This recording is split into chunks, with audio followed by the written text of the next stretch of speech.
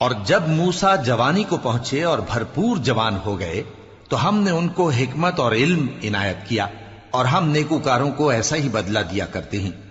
اور وہ ایسے وقت شہر میں داخل ہوئے کہ وہاں کے باشندے بے خبر ہو رہے تھے، تو دیکھا کہ وہاں دو شخص لڑ رہے تھے، ایک تو موسیٰ کی قوم کا ہے اور دوسرا ان کے دشمنوں میں سے۔ تو جو شخص ان کی قوم میں سے تھا اس نے دوسرے شخص کے مقابلے میں جو موسیٰ کے دشمنوں میں سے تھا مدد طلب کی، تو موسیٰ نے اس کو مکہ مارا اور اس کا کام تمام کر دیا۔ کہنے لگے کہ یہ تو شیطانی کام ہوا، بے شک وہ انسان کا دشمن ہے، کھلا بہکانے والا ہے۔ بولے کہ اے پروردگار، میں نے اپنے آپ پر ظلم کیا، سو تو مجھے بخش دے، تو اللہ نے ان کو بخش دیا، بے شک وہ بخشنے والا ہے، مہربان ہے۔ کہنے لگے کہ اے پروردگار، تو نے جو مجھ پر مہربانی فرمائی ہے تو میں بھی آئندہ کبھی گناہ گاروں کا مددگار نہ بنوں گا۔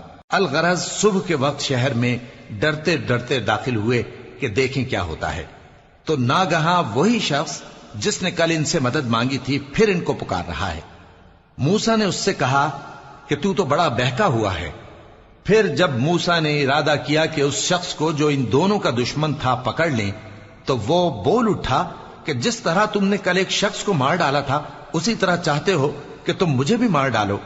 تم تو یہی چاہتے ہو کہ ملک میں ظلم و ستم کرتے پھرو، اور یہ نہیں چاہتے کہ صلح کرانے والوں میں سے ہو جاؤ۔ اور ایک شخص شہر کی پرلی طرف سے دوڑتا ہوا آیا، بولا کہ اے موسیٰ، اہل دربار تمہارے بارے میں مشورے کرتے ہیں کہ تم کو مار ڈالیں، سو تم یہاں سے نکل جاؤ، میں تمہارا خیر خواہ ہوں۔